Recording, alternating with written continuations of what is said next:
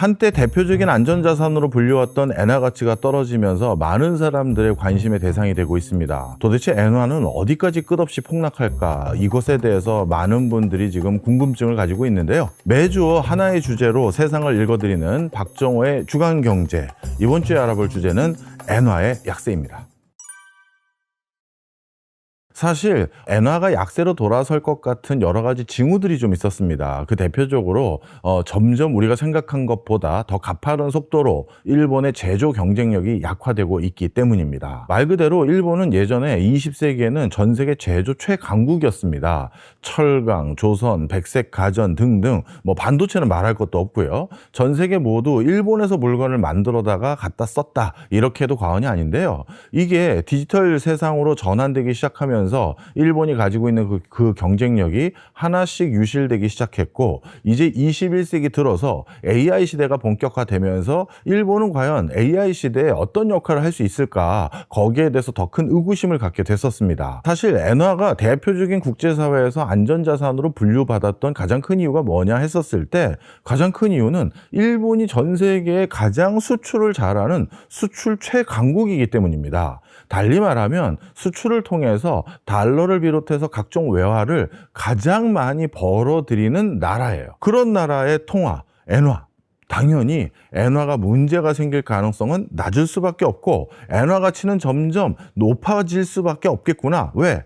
일본 내에 각 국가에서 벌어온 달러, 유로, 기타 국가들의 화폐들이 넘쳐날 것이 뻔하기 때문에 엔화 가치는 더욱더 공고해지고, 또 엔화의 안정성도 높아질 거다라는 게 지난 20세기의 공고한 믿음이었습니다. 그 믿음을 가지고 달러 못지않은 기축통화가 됐던 것이 엔화였거든요. 그런데 20세기 말부터 이런 흐름이 깨져가기 시작합니다. 플라자 합의 이후 엔화의 가치가 폭등한 것으로 전환되기 시작했고요. 그 과정에서 일본의 수출 경쟁력이 조금씩 약화되기 시작합니다. 그러면서 과연 일본이란 나라는 예전처럼 수출 강국일 수 있을까? 계속해서 외화를 잘 벌어들일 수 있을까? 이런 것들에 대한 의구심이 조금씩 쌓여만 갔었습니다. 그러다가 21세기 들어서 아베 정권이 들어서면서 본격적으로 어떤 행보들까지 있었었냐 하면요. 오랫동안 엔고에 지친 일본 기업들이 일본 내부에서 만들면 높은 엔고 때문에 제품을 비싸게 만들 수밖에 없고, 그 비싸진 물건을 내다 갖다 팔려고 하니까 수출 경쟁력이 일부 훼손되는 거예요. 그래서 어쩔 수 없이 일본 본토를 떠나서 미국이라든가 세계 각지의 생산 거점 기지를 만들고, 거기에서 물건을 생산해서 그 현지 국가나 인접 국가에 수출하는 전략을 선택하게 됩니다. 그러다 보니까 또 하나의 문제가 생긴 게요. 일본 기업들이 분명 수출을 잘했는데 일본 본토에는 외화가 들어오지 않는 거예요. 해외에서 생산해서 해외에서 바로 파니까요. 그리고 또 한 가지, 기존에 벌어들였던 그 엄청난 외화를 해외의 생산 거점 기지를 만드는데 투자를 하다 보니까 그 외화 유출도 지속적으로 일어날 수밖에 없는 상황이 돼버렸습니다. 그래서 엔화에 대한 공고한 지위가 예전에 비해서 많이 희석된 게 사실인데요. 그런데 최근 들어서 그런 기조가 더 강화될 수밖에 없는 맥락들이 생기니까 저를 비롯해서 적지 않은 학자들이 엔화 이거 심상치 않을 것 같다라는 진단을 한 것이죠. 아직까지는 전 세계 1등 순채권 국가 1등의 지위를 일본이 가지고 있고요. 미국 국채를 가장 많이 사주고 있는 나라 1등이 역시 일본입니다. 그러다 보니까 이렇게 남들에게 뭉칫돈을 빌려주는 나라다 보니 아직까지는 엔화의 지위가 아주 크게 흔들린다고 생각하지는 않습니다. 그런데 최근 들어선 다카이치 내각에서는 일본의 꺼져가는 제조 경쟁력, 일본의 꺼져가는 수출 경쟁력을 어떻게든 회복시키기 위한 방편으로 그동안 금고에 쌓아놨던 이 자산들을 대거 방출해서 엄청난 시설 투자와 재정 투자를 감행하겠다라는 정책 기조를 발표합니다. 그 얘기는 일본이 그동안 엄청나게 벌어놨던 이 잔고가 더 빨리 유실될 가능성이 많다라는 게 하나 변화된 흐름이고요. 그걸 하기 위해서 일본 정부에서는 그동안 외화를 관리하고 재정을 안정적으로 운영하기 위한 내부적인 여러 지침과 법적 가이드라인들이 있었을 거 아니겠습니까?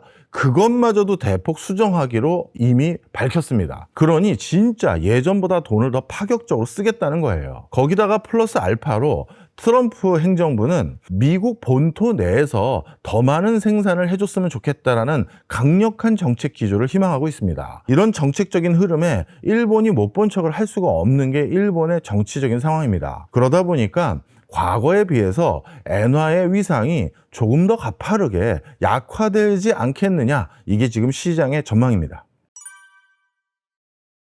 사실 일본은 대표적인 저금리 기조를 유지하고 있는 국가로 분류됩니다. 그 이유가 왜 그러냐 하면요, 점점 어려워지고 있는 제조 경쟁력, 수출 경쟁력, 이런 것들을 제고할 수 있는 방법이 외국에 수출을 많이 하는 것도 중요하지만 일단 내수 경제를 살리는 게 무엇보다 중요할 겁니다. 일본은 인구가 1억 2천만 명에 가까운 수준의 내수 시장도 적지 않은 규모를 가지고 있어요. 그리고 일본의 특정 산업군은 수출에 의존하는 산업군이 아니라 내수 소비층에 의존하는 산업군, 그런 것들도 많이 있거든요. 그러면 이런 산업군에서도 활력이 불어 넣어지기 위해서는 소비도 많이 해야 되고 투자도 많이 해야 됩니다. 그런데 소비와 투자를 진흥하는 가장 손쉬운 방법은 금리를 낮추는 것이죠. 우리가 어떤 고가의 물건을 사고 싶을 때 당연히 일시불로 사기 어려울 경우 할부로 구매하는 경우가 많죠. 자, 그런데 할부로 구매할 때 우리가 어떻게 합니까? 당연히 할부 이자율을 보게 되어 있습니다. 그런데 무이자라든가 10개월까지 뭐 아주 저리로 대출을 해주겠다라고 해준다면, 그러면 우리는 손쉽게 구매할 수가 있겠죠. 그래서 저금리라는 건 소비를 진흥하는 것이고요. 마찬가지로 투자도 진흥하는 방법입니다. 그러다 보니까 일본은 오랫동안 저금리를 유지했던 가장 큰 이유는 소비와 투자를 활성화시켜서 내수 경제를 활력을 불러 넣기 위한 방편으로 이런 금리 기조를 활용해 왔었는데요. 그런데 안타깝게도 이런 저금리 기조는 어쩔 수 없이 엔화 약세를 불러올 수 있는 가능성이 높습니다. 이렇게 엔화 약세가 불러오면 그걸로 인해서 물가 상승을 촉발할 수 있게 되거든요. 일본도 철광석을 비롯한 주요 원자재, 석유를 비롯한 주요 에너지원, 이걸 거의 전량 해외에 의존하고 있다 해도 과언이 아닙니다. 그런데 이런 거 사올 때는 당연히 달러로 사와야 되는데, 엔화 가치가 약세가 된다는 건 달러 가치가 강세가 된다는 것이고, 따라서 기초 원자재를 수급하는데 비용이 더 들어가는 것이죠. 이건 전반적인 물가 상승의 압박 요인으로 작동할 수밖에 없습니다. 그러다 보니까 요즘 일본의 상황은 저금리를 통한 경제 활성화, 하지만 물가를 희생시키고 있다, 이렇게 정리해도 될 것 같습니다. 미국과 일본과의 금리 차가 점점 더 커진다든가 이렇게 됐을 경우에는요, 금리 차를 노린 투자 행태가 일어날 수가 있습니다. 과거에는 와타나베 부인이라고도 부르고 엔캐리 트레이드라고도 불렀는데요, 이자율이 낮은 일본에서 돈을 빌려다가 이자율이 높은 제3세계 다른 국가라든가 이자율이 높은 미국이나 유럽 등지에 투자를 하는 겁니다. 그렇게 해서 그 사이에 이 금리 차이를 안전 마진으로 확보하는 투자가 성행했던 적이 많았습니다. 그러다 보니까 결국 일본의 금리의 흐름은 결국 일본이라는 나라가 가진 엄청난 자금이 일본 내부로 돌아오게 만드는 요인으로 작용하는 건지, 아니면 일본에서 외국으로 나가게 만드는 요인으로 작용하는 건지, 이거를 좌우하는 중요한 방향타 같은 역할을 해왔던 것입니다. 그런데 일본이 아직까지는 저금리 기조를 유지하고 있고요. 물론 일본 중앙은행 총재는 조만간 우리 올릴 수밖에 없다, 너무 낮은 엔화가 부담이 되고 있다, 그리고 물가가 높아지는 것도 부담이 되고 있다라고 분명 천명을 했어요. 따라서 그 부분에 대한 나름대로의 대안으로 금리를 올릴 수밖에 없는 상황이긴 합니다만, 지금은 다른 여타 국가들은 이미 금리 기조를 인상이라든가 아니면 시중금리는 많이 올라간 상황이거든요. 그러다 보니까 일본 내부의 자금을 빼서 외부에 투자해서 금리 차이를 먹는 흐름이 많다 보니까 결국 이것도 또 엔화 약세를 만든 요인 중에 하나였죠. 결국 이런 엔캐리 트레이드라는 것은요, 어느 나라에 투자할 자금을 빼다가 어느 나라로 옮길 것이냐를 좌우하는 것이거든요. 따라서 엔캐리 트레이드 자금이 빠져나간 곳은 주가가 폭락한다든가 채권 가격이 요동치는 경우가 많고요. 반대로 엔캐리 트레이드 자금이 몰려가는 곳은 오히려 어떻게 된다? 주가의 흐름이 올라가거나 채권 가격이 변화되는 이런 요인으로 작동하는 경우가 많습니다. 앞서 말씀드린 것처럼 전 세계 1등 순채권 국가의 지위를 일본은 지난 한 50년은 가까이 유지하고 있어요. 진짜 엄청난 자금원입니다. 이 자금원이 움직인다는 건 주가 폭락이라든가 채권 가격 폭등, 폭락으로 당연히 이어질 수밖에 없는 노릇이죠. 원래 충분히 엔캐리 트레이드의 형태의 대규모 자금 유출 또는 유입이 일어날 수밖에 없는 상황이었습니다. 그런데 베센트 장관이 직접 구두 개입뿐만 아니라 일본 행정부와 같이 공조해서 개입을 하기 시작했습니다. 이렇게 일본의 엔화 가치가 지나치게 떨어진다든가 이런 것들이 미국 국채 금리의 변화의 요인으로 작동할 수 있다는 걸 인식했던 미국 정부가 강하게 일본을 압박하기 시작했고요. 그래서 지금은 어느 정도 더 큰 폭의 엔화 가치 하락이 점쳐졌던 상황에서 조금 속도 조절에 들어간 건 분명한 사실입니다. 하지만 이런 구두 개입만 가지고는 지금 엔화 약세를 돌려 세우기에는 어려운 지경까지 와 있는 거 아닌가, 이런 진단이 금융계에서는 회자되고 있는 상황입니다. 사실 지금 전 세계적으로 돈이 지금 메말라가고 있는 상황이었습니다. 무슨 얘기냐 하면요, AI라는 대규모 투자가 필요한 지금 산업이 창궐하기 시작하면서 미국도 미국의 빅테크 기업들뿐만 아니라 미 정부도 채권을 더 발행해서 AI 산업을 서포트하기 위한 여러 가지 시설 투자를 해줘야 되는 상황인데 돈을 어디서 빌려와야 될 상황이었습니다.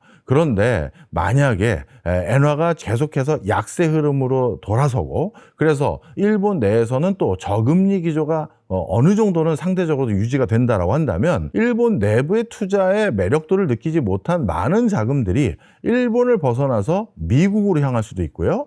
방금 제가 말씀드렸던 AI 관련한 투자에 대한 고민은 미국뿐만 아니라 중국이라든가 유럽이라든가 우리나라도 마찬가지입니다. 그래서 이들 국가에서는 오히려 일본 자금의 유입으로 인해서 AI 투자가 조금 더 원활한 자금 수요를 받을 수 있는 경로가 되어줄 수는 있습니다. 하지만 일본 입장에서는 여기서 고민이 되는 부분이 있어요. 일본 정부가 직접적으로 돈을 풀어서 경기도 부양하고 미래를 위한 투자를 해야 될 정도로 지금 다급한 마당에 기존에 있던 자금은 오히려 일본 내부에 투자를 하는 게 아니라 외국으로 이탈을 해버린다? 그러면 이것은 일본 정부가 원래 그리고 싶었던 그림은 아닐 수도 있는 겁니다. 그런데 지금은 자금 흐름을 인위적으로 막거나 차단할 수 있을 방법이 사실 부재하다 싶을 정도로 전 세계 금융 시스템은 아주 자유롭게 움직이고 있습니다. 그러다 보니까 일본이 과연 이렇게 저금리 기조 속에서 엔저 현상만을 계속 고집할 수는 없는 상황이 될 겁니다. 그런 것들을 인지하고 있는 일본 중앙은행 총재는 우리 금리 곧 올릴 겁니다. 벌써 얘기를 하고 있는 상황이죠. 따라서 일본의 엔저 흐름은 어느 정도는 이어질 수 있지만 더 큰 낙폭까지 이어지기는 어려울 거다. 저는 이렇게 전망하고 있습니다. 일본의 경제 흐름은 사실 구조적으로 완벽하게 체질을 개선했다고 보기는 어렵습니다. 뿐만 아니라 일본 현지에서는요, 지금 언젠지는 모르겠지만 이미 예고되어 있고 예정되어 있는 대지진, 조만간 40년 안에 큰 지진이 또 한 번 일어날 수 있다는 인식들 때문에 일반 개인 투자자들뿐만 아니라 가계 또는 기업들도 만약의 사태를 대비하기 위한 긴축 지출을 이어가고 있는 상황입니다. 그러다 보니까 불과 몇 개월 전 또는 1년 전에 비해서 일본의 대표적인 번화가라고 할 수 있는 오사카라든가 아니면 미나토구나 아니면 긴자 이런 데 가보면 예전보다는 사람이 한적해졌어요. 그러다 보니까 일본 경제가 진짜 다급해진 상황이 됐다, 이렇게 말씀드릴 수 있고요.